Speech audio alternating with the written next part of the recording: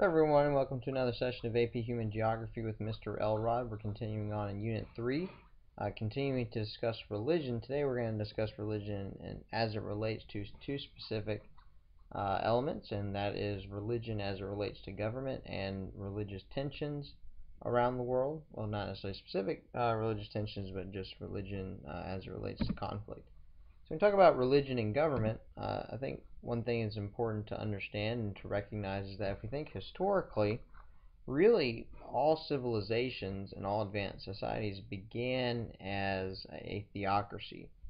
Now you could look at it in a couple of different ways. Either the religious class, ruled in collusion with the political class, or the religious class was ruling outright. But anyway, so a theocracy is just basically a rule by the religious class, and so that means they're going to be following religious law. The main religious character, whether it's a priest or a person who people believe is a god, is going to be in charge, and that individual is the highest in all the land in terms of above the law.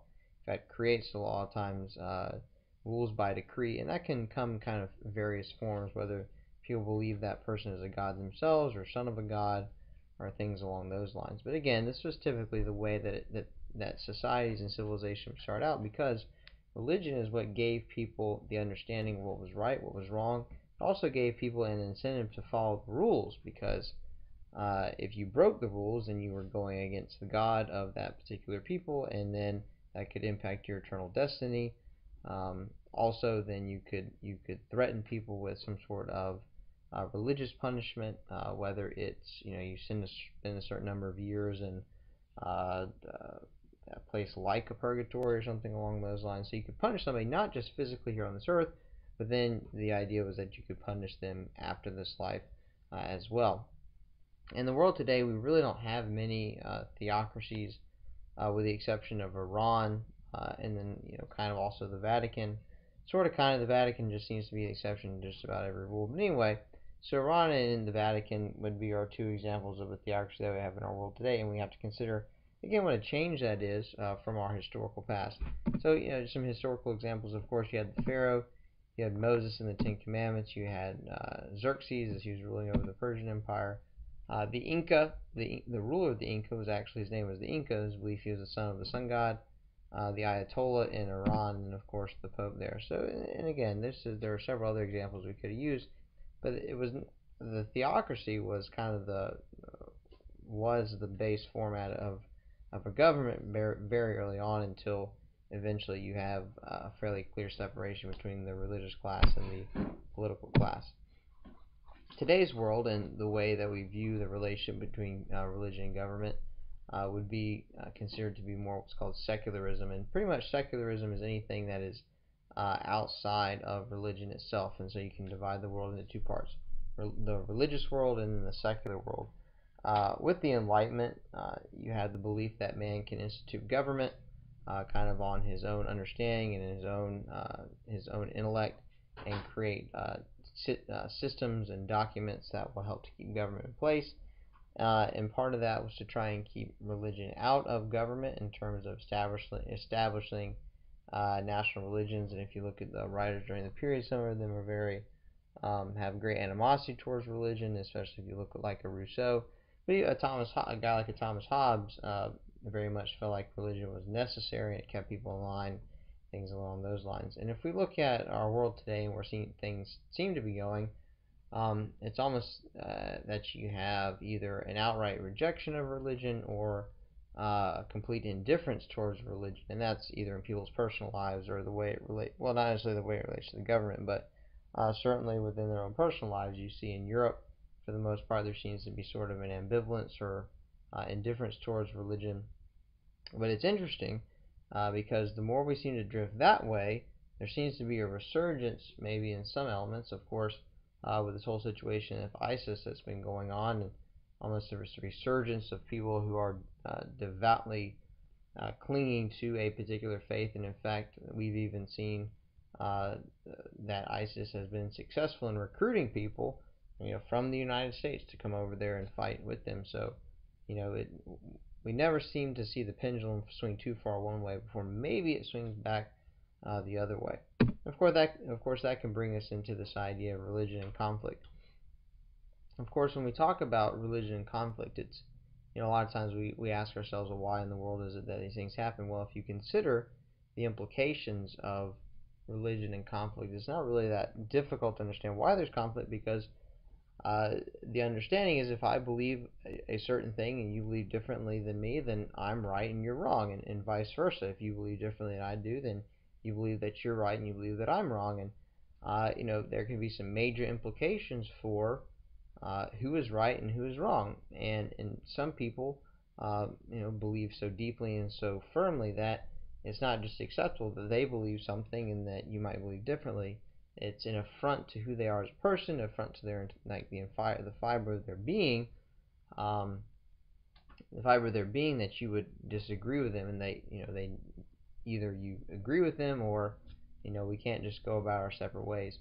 And when we talk about religion and conflict, there's this added element there that a lot of times there's the belief that whichever side wins physically here on this earth, then that is going to determine kind of what is the outcome spiritually or religiously speaking. So it's almost like whose God is stronger. And again, that was something you saw in the ancient world when two city-states would fight against each other. It wasn't just the fact that one city-state conquered another. It was almost proof that one God was stronger than the other. And you see some of that in the fighting that goes on today. It's not just about the religion, but it's also about which God or which religion is stronger in terms of their faithfulness. And so it's almost like might makes right in that case.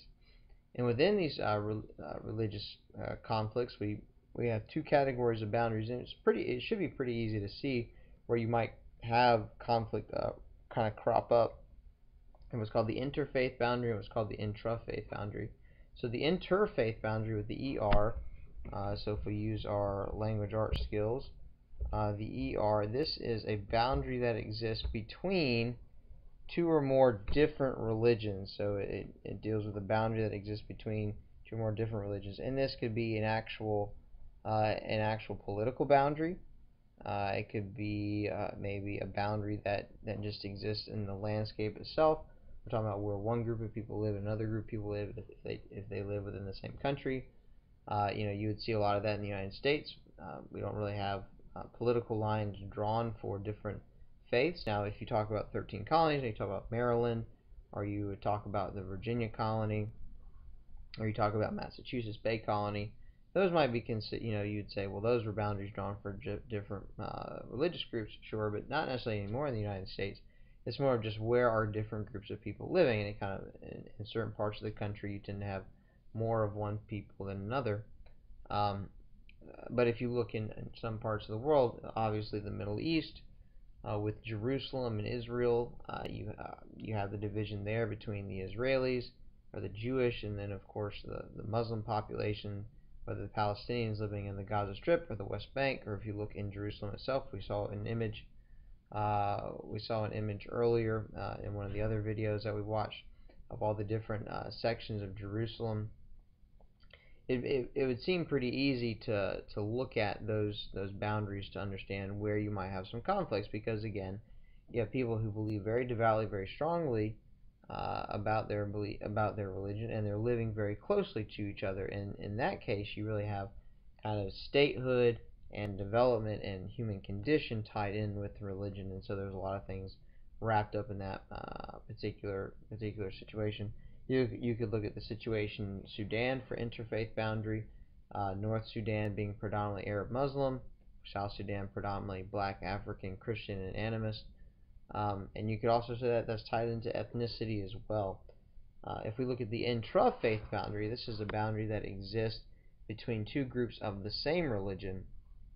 Now you might say, well, why in the world would two people of the same religion, why would they have conflict? Well, historically, we've seen some of that, some very intense fighting in Northern Ireland between the Catholics and the Protestants there. Not just within Northern Ireland itself, but then the conflict between Northern Ireland and Ireland. And of course, Northern Ireland not wanting to become a part of Ireland because of the concern that there might be retribution for the things that had happened between the Protestants and the Catholics during the time that Ireland had been separated. And so that would be a good example of the intra-faith boundary. If you look at the Islamic world in Southwest Asia, where you have predominantly Shia in Iran and Iraq, but predominantly Sunni in places like Saudi Arabia, you'd have the division there. Same thing in Turkey. And in fact, if you look at a lot of these groups that are in conflict right now, a lot of that is based upon these interfaith boundaries. It's conflict between the Sunni and the Shia. And then, of course, you kind of have the Kurdish people thrown in there, whether or not they're Islamic or not. They're certainly different ethnically. Some of them are Islamic, some of them are not.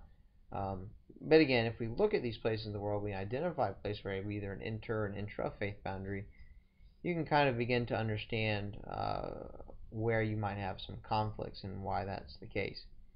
So anyway, that's all that we have time for today. One thing I forgot to mention was that if you want to know a little bit more about the Vatican and the Pope and his position, CGP Gray has a great video on his YouTube channel, how to become the Pope, and he also goes into the Vatican City Explained, which I actually have a link to that on my YouTube channel as well. So if you want to kind of get a better understanding of the Vatican City, the Pope in that situation, then you can go check that out on his channel, and I think that would be a great additional tool and resource for you to use.